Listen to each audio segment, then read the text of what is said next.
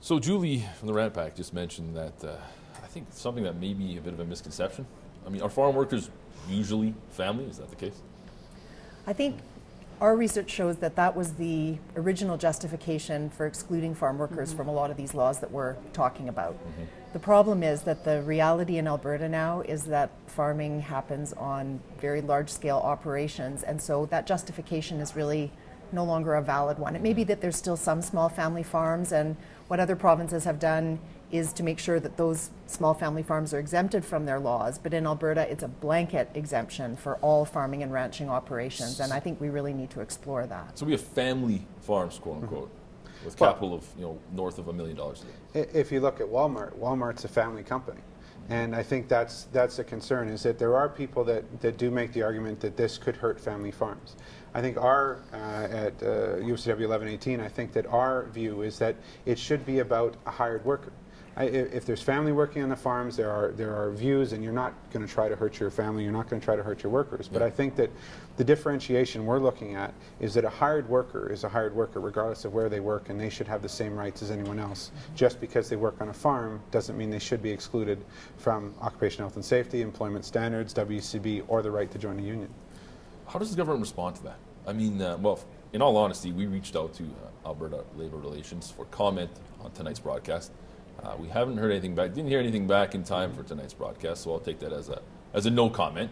Is that kind of been the normal stance from our provincial government on the issue?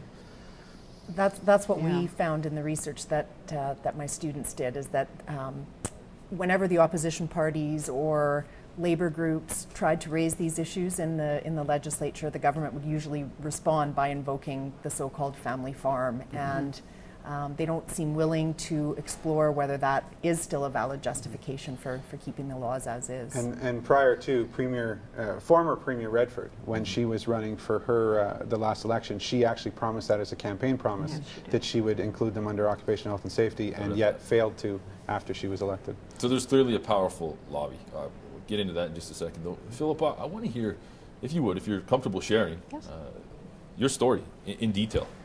How did you go from being a farm worker to essentially somebody who's crusading now for farm workers' rights?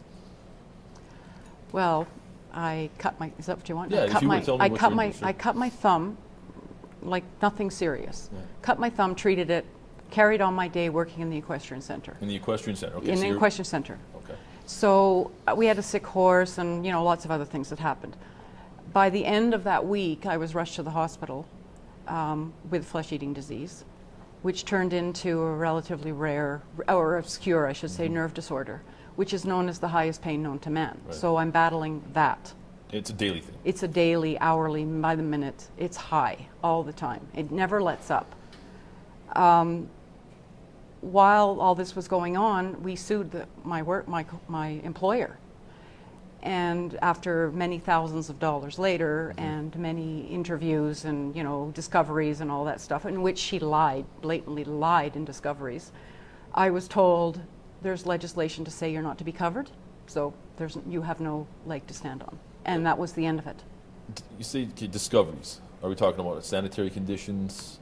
No. Workplace? No. I had just gone forward to collect.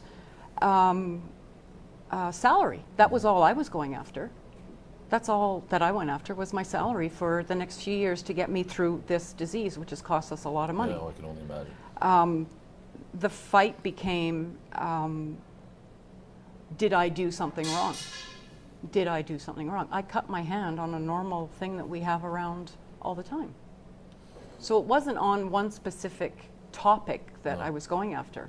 I wanted to get things changed for, the other workers that were there. What was the compensation conversation like? Did you approach WCB? No, because I was told I wasn't covered. Flat out? I was flat out told I wasn't covered after the fact. I found out afterwards I wasn't covered. She kept telling me everything was, it's being taken care of. Well, it never was taken care of. And then in the court of law, it becomes he said, she said, because she wouldn't write anything down. This is probably somewhat of a common story, I would think. It is very common. Amongst other farm workers who clearly don't have...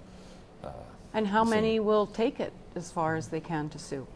There's not too many that will do that. Well, And not too many that have the means to even hire a lawyer. That's the Get the problem. ball rolling. that is the problem. What I was going to say earlier is that really there's two ways to get the law changed. Either you can successfully lobby the government and convince the government that laws need to be changed, but if the government, if those claims are falling on deaf ears, then somebody has to sue the government, and that is a major, major undertaking. It huge. takes a lot of funds, it takes a lot of moral support and all other sorts of support, and that's a real problem. So that kind of brings us to groups that aren't officially recognized as unions, as it's been deemed illegal. United Farmers Association? No, United Farmers League. I can't remember the acronym. But there is work being done. I spoke with the gentleman, Eric Muskamp, who's really involved and trying to change and trying to mobilize Yes. people. That must be a tough plight, though. It is. We've worked with Eric in the past, and with his the Farm Workers Union that he works for. Yeah. We all, with the Farm Workers Union and UFCW, we all, as unions, we operate and try to represent and help the members, but legally we don't have the ability to legally represent them because they're excluded. They don't have the right to collective bargaining. The government's view is that there's no different than a social club. For That's a farm joke, worker. frankly. That's an absolute joke. There's no right or law that says that they have to recognize them on the farms. They don't have to collectively bargain with them. They don't even have to recognize them because they're illegal. So, And the problem is if they were to try to do things like form an association or refuse unsafe work, they could be fired. And so the legislation doesn't even protect them from those sorts of job consequences if they do try to, if individual farm workers were to try to assert their rights or try to get together to assert their rights. Yeah. So that's a huge problem. So it's clearly a very strong political lobby that's at work. absolutely. And, we call it lobby. I think in other countries, well, frankly, that's called corruption. It is. It's who's ever got the most money, I guess, and who's ever got the most donations and the most hands in the pot. I mean, call it what you will, but I think the problem is that there's too many large corporate entities, in the ears of the government in power, which is the Conservative government.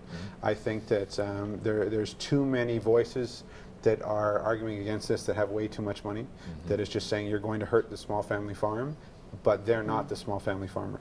They're the large corporate No, the farms. corporate, that's right. Absolutely. Absolutely.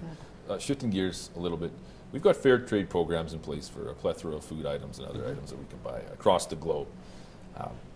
The average Albertan doesn't realize clearly what's going on. I mean, we want to talk about fair trade. Let's talk about fair trade in our own backyard. You touched on it a bit earlier. Is it simply a lack of knowledge, or are people apathetic? I mean, how is it? I mean, because this has been going on, let's be clear, not a few years. It's been going on essentially since the early 1900s. Yes. Well, and with the fair trade aspect, I mean, even us, we've worked with a number of different groups. One of them in Canada is called the Agricultural Justice Project, which is it's a fair trade food label. Yeah. And what they try to do is ensure that to get the food label, you have to have fair labor standards. Everyone in the food system is treated fairly, from the worker to the farmer to the producer to the retailer. Yeah. And that's great. But I think that's a small niche market, and I think it's not something that is picked up with the general consumer. I mean, you hear things from the 10-mile diet to the different types of things to support local communities. But I think when people can go down to the Walmart and pick up whatever they want for the cheapest price, they don't care where it comes from, they don't care where it's sourced from, what the conditions of the people working for it is. And even in unionized facilities, we hear, if it's going to raise the cost of my apple 5 cents, I don't want it. Right, and it's the bottom line, and that's the concern. The socially just aspect is something that we need to build. It sounds more like apathy then. Absolutely. We're going to jump to another quick break and check in with the Rant Pack. Folks, stay with us. Farm workers' rights and farmers' rights, along with occupational health and safety, is such a confusing and convoluted topic. It's really along the lines of, do you force them to join in with the rest of Alberta's construction industry in order to make it safer, or do you just not pay them when they get injured? It's tough to say either way, because one costs you money supposedly, and then second of all, if you force them to do it, who's really going to drive around to all these farms to make sure they're doing it?